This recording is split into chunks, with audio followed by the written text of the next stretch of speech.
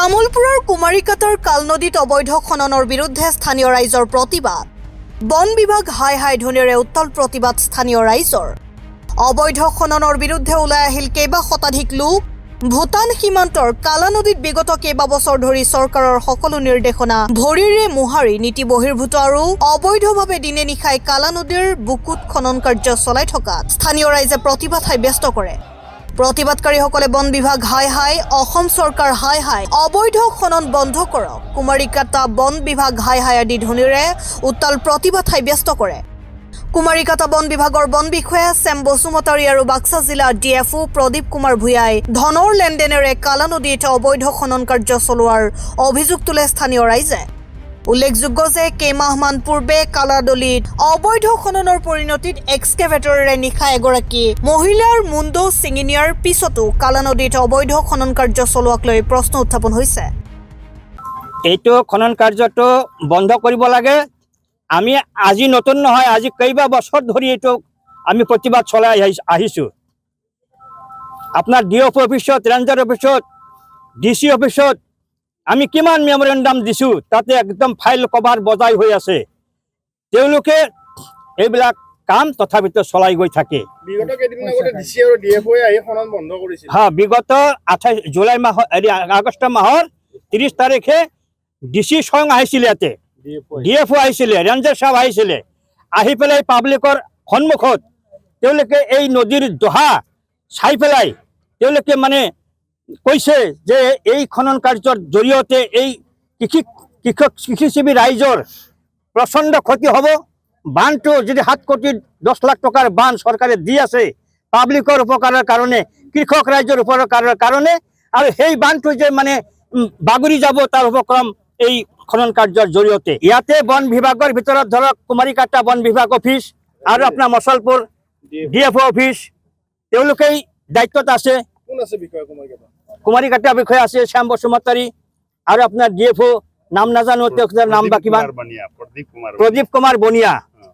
তেখেতে বন বিভাগৰ পৰা ওচৰতে হয়, এইটো ওচৰতে হয়। এতিয়া ধৰক আমি ডিএফও সাহেবক ফোন কৰিলে ডিএফও কয় ৰেঞ্জাৰে কি কৰি আছে, ৰেঞ্জাৰে কি কৰি আছে, ৰেঞ্জাৰে যদি সামল দিব নোৱাৰে তেওঁলোকে গুচি যাওক, ৰিজাইন দি পেলাই। ঠিক তেনেকৈ ডিএফও সাহেবে কয়। এতিয়া এওঁলোকে এতিয়া ঠিকাদাৰবিলাকৰ পৰা পইচাই লয় না কি লয়, লৈ পেলাই আমাৰ লগত পাব্লিকৰ লগত ইমান এটা মানে এই চোৰাং কাৰবাৰবিলাক চলাই গৈ। গতিকে আজি আমি এনেকুৱা পাব্লিক আকৌ আমাৰ মাজত ওলাই আহিছে, কাৰণ পাব্লিকৰ ভোক আছে।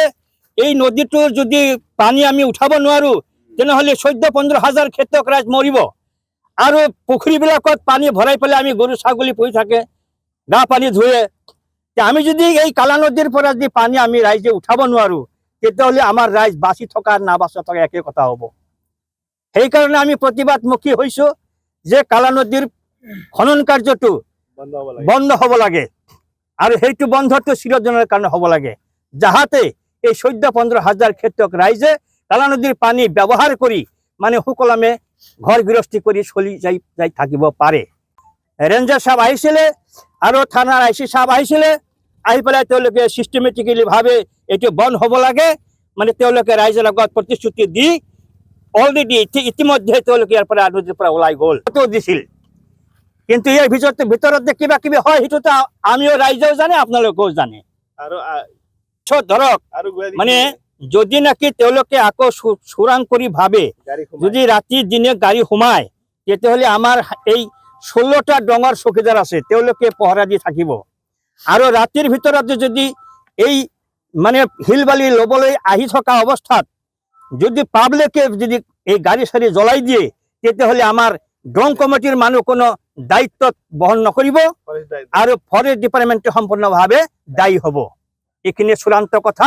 আমাৰ এই 16টা ড্ৰং কমিটিৰ ৰাইজৰ, খেতিয়কৰ ৰাইজৰ মানে চূড়ান্ত কথা। খনন কাৰ্য মানে অবৈধ খনন কাৰ্য বুলি কওঁ আমি। যোৱা 30 আগষ্টৰ দিনা ডিএফও, ডিচি আৰু আমাৰ ফৰেষ্টৰ ইয়াত আমাৰ কুমাৰীকাটা ৰেঞ্জ অফিচে আহি আমাক এই বহুত ৰাইজ জমা আছিলে, সেইদিনা ৰাইজৰ আগত প্ৰতিশ্ৰুতি দিছিল যে আজিৰ পৰা খনন কাৰ্য বন্ধ আৰু পুনৰ মানে খনন কাৰ্য নহ'ব বুলি ডিএফও আৰু ডিচিৰ উপস্থিতিত ডিএফও নিজে কৈছিলে।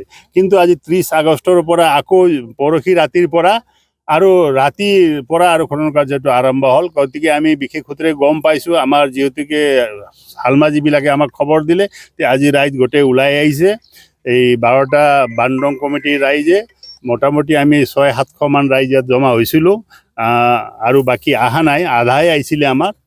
গতিকে আমি এইটোৱে ক'ব বিচাৰিছোঁ যে এইটো অবৈধ খননে। ইয়াত আৰু আপোনাৰ কুমাৰীকেইটা ৰেঞ্জৰ শ্যাম বসুমতাৰী ডাঙৰীয়া এইটোত জড়িত আছে, আৰু মচলপুৰৰ DFO প্ৰদীপ কুমাৰ বনিয়া ডাঙৰীয়াও জড়িত আছে। যিহেতুকে তেখেতসকলৰ আগত ক'লে, তেখেতসকলে কয় নাই কোনো তেনেকুৱা খনন কাৰ্য নচলিব বুলি কয়। আমাক এটা ভুৱা প্ৰতিশ্ৰুতি দি আহিছে বাৰে বাৰে, এই ৰাইজক মানে ৰাম ঠগন দি আহিছে সিহঁতে।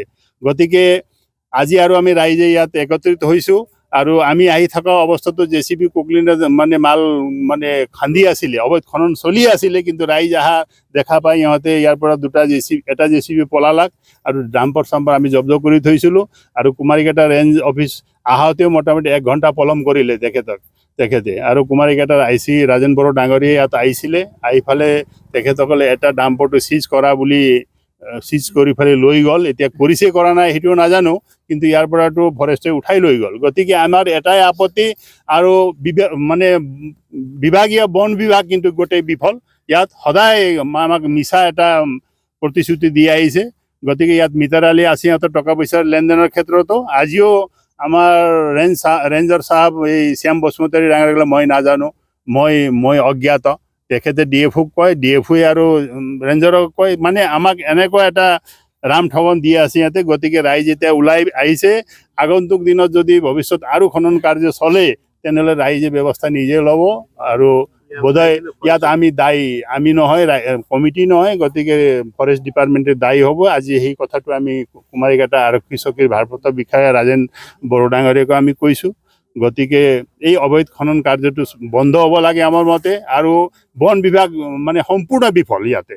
আজি আমি কৈছোঁ বন বিভাগ বিফল। গতিকে আপোনালোকে যদি নোৱাৰে, দায়িত্ব আমাক দিয়ক, আমি ৰক্ষণাবেক্ষণ এই নদীৰ কৰিম বুলি আমি আজিও মানে কৈছিলোঁ ৰেঞ্জাৰক। কিন্তু ৰেঞ্জাৰে কৈছে যে আজিৰ পৰা নহ'ব। আৰু মহলদাৰবিলাকে গাড়ী আহে ইয়াতে চালান একো নাই। আজিও আমি প্ৰমাণ পালোঁ গাড়ী চালান একো নাই। যেতিয়া ৰেঞ্জাৰে সুধিলে তেতিয়া চালান একো নাই। মানে অবৈধ খনন আৰু অবৈধ টকা পইচা লুণ্ঠন চলি আছে ইয়াতে। বন বিভাগ গোটেই বিফল ইয়াতে। গতিকে আমি আজি ৰাইজে আমাৰ শ্লোগানো দিলে, বন বিভাগ গোটেই বিফল আছে। গতিকে আমাৰ এটাই দাবী, আগন্তুক দিনত যদি চৰকাৰে বা বিভাগীয় কৰ্তৃপক্ষই যদি আৰু পুনৰ ইয়াত খনন কাৰ্য চলে, তেনেহ'লে ৰাইজে আৰু তেতিয়া গণতান্ত্ৰিকভাৱে আন্দোলন বা বিভিন্ন কাৰ্যসূচী ল'ব পাৰি। বন বিভাগ আজি ধৰক আমি 10 বছৰ 11 বছৰৰ পৰা ইয়াৰ পিছত আমি ৰাইজে বা কমিটিয়ে কোনো মানে বিষয়া বাকী নাই। আমি কাকতি গতি আমি মেমৰিনামা দিছোঁ। সেইদিনা কচুবাৰীত CM ছাৰ আহিছিলে। আমাৰ CM ছাৰকো আমি এই বস্তুটো মৌখিক আৰু ৰিটেন অৱগত কৰাইছোঁ। তেখেতে DCও আছিলে তাতে, আমাৰ তামোলপুৰৰ DC ডাঙৰীয়া আছিলে, মন্ত্ৰীও 2-4জন আছিল তাত, আমাৰ MP দিলীপ শইকীয়া আছিলে, MLA আছিলে। তেখেতসকলৰ আগত আমি কোৱাৰ সুবিধা পাই মুখ্যমন্ত্ৰী ডাঙৰীয়াক আমি অৱগত কৰাইছিলোঁ, যাতে এই বস্তুটো যদি এনেকৈ খনন কাৰ্য চলি থাকে, তেনেহ'লে মানে নদীৰ দুপাৰৰ কৃষিজীৱী ৰাইজে মানে খেতি কৰি খাব নোৱাৰিব। আৰু ইয়াত পানীৰ মানে যোনটো বহুত তলত, 150-200 ফুট তলত পানী আছে। ইয়াত কোনো তেনেকুৱা কুঁৱা চোৱাৰ ব্যৱস্থা নাই। অকল খালি এই নদীৰ মটঙা কালা নদীৰ পানী আমি জমা কৰি, পুখুৰী জমা কৰি পোহনীয়া জীৱ জন্তুক আমি কৰোঁ আৰু ঘৰতো ব্যৱহাৰ কৰোঁ।